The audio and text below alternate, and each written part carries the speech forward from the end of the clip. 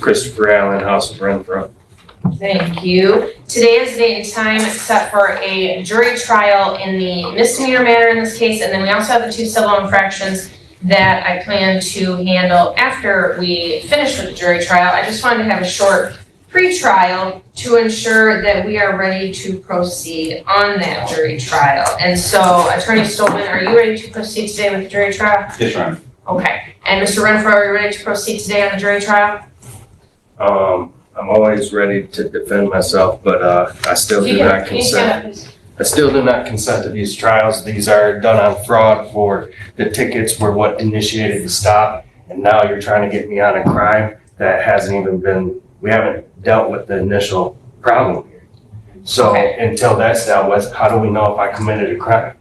All right, well, one, I'm not trying to get you And on what anything that's not, jurisdiction is it? stop, I'm not I'm finished. speaking. Mr. Renfro, you stopped speaking and then I started speaking, and to be honest with you, it doesn't really matter. When I start speaking, everybody else stops. That's how court works.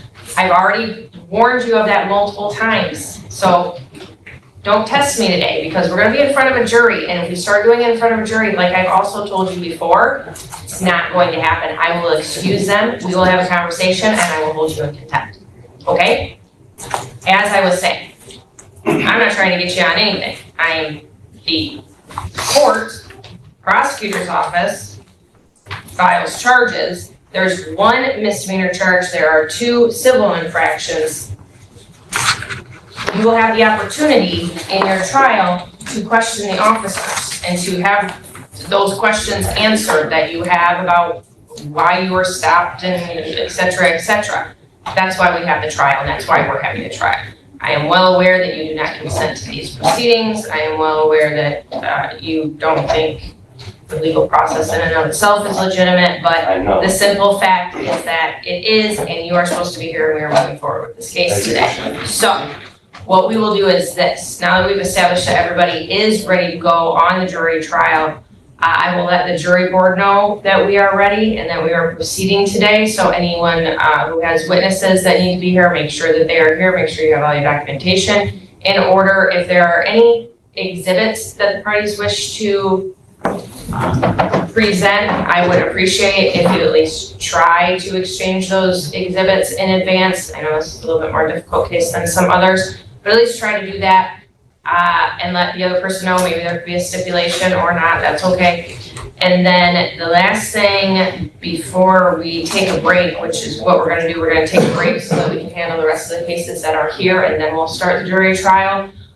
The issues of jurisdiction, I've already ruled that this court has jurisdiction. That's not an issue that gets brought up in front of the jury. I object. I have a right to object. Don't.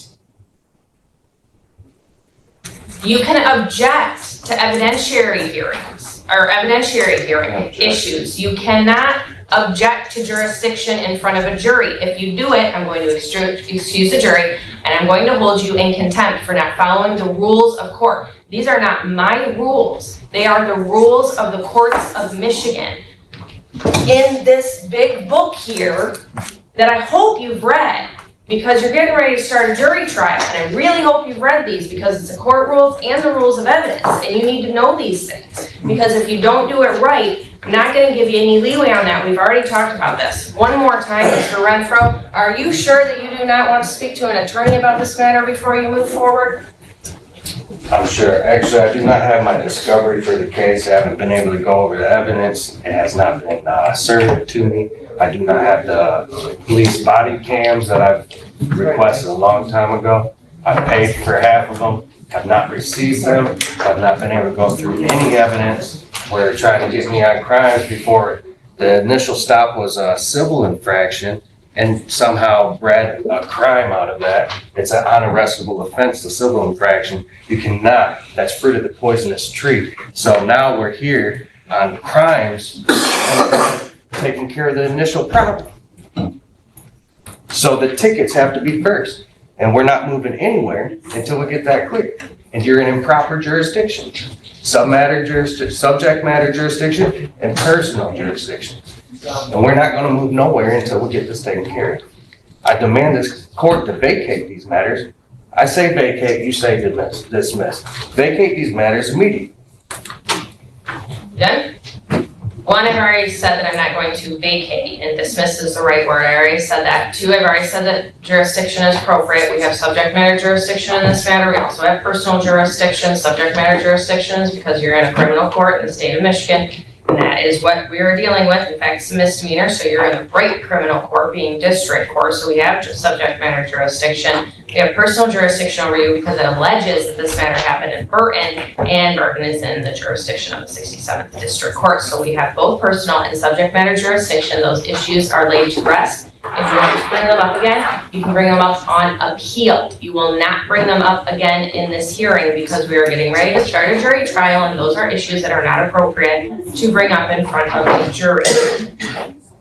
And as far as your issues of civil infractions leading to misdemeanors, happens all the time, and it is legitimate as established by our Supreme Court. So you can say that if you want to, but your argument is inaccurate. Once again, Mr. Renfro, your argument is inaccurate. You didn't answer my question. My question was, do you want to speak to an attorney before you move forward? I'm a competent man.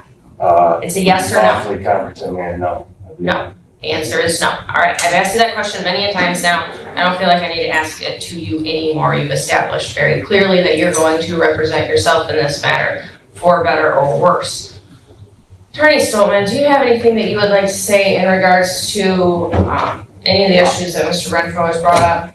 Judge, I know he has not made a demand for discovery or request for discovery. I'll give him another copy of the police report, which is the only thing he's asked my office for. I'll have another copy. I believe he has made a FOIA request of the city regarding documents. I don't know whether or not that request has been granted, but I don't believe the FOIA request was all relevant to this case. I believe it was for more documents.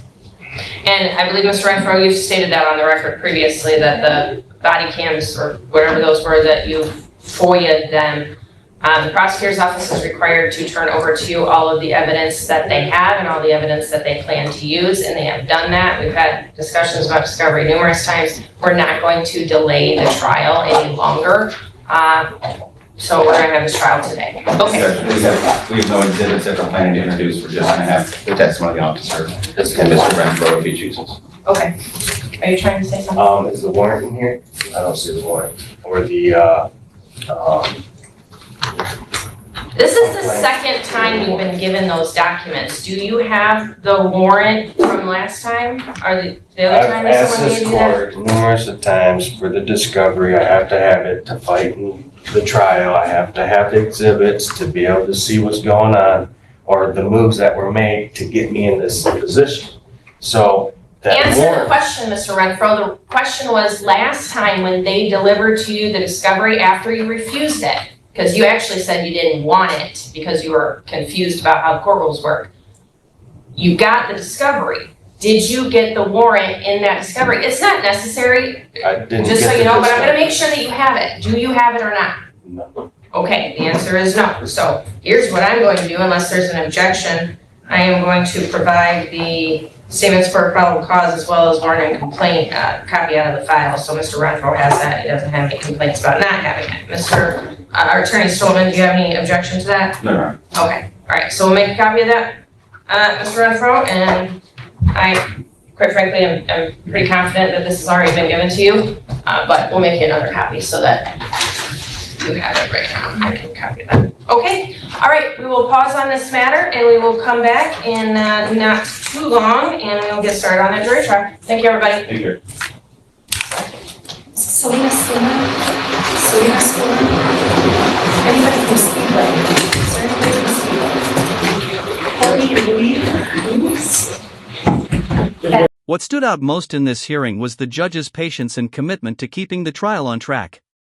Even after repeated interruptions in jurisdiction arguments, the court carefully explained why those issues had already been decided and why the jury trial would move forward. The hearing also highlights an important lesson: representing yourself in court comes with serious responsibilities, and understanding courtroom rules is just as important as understanding the law itself.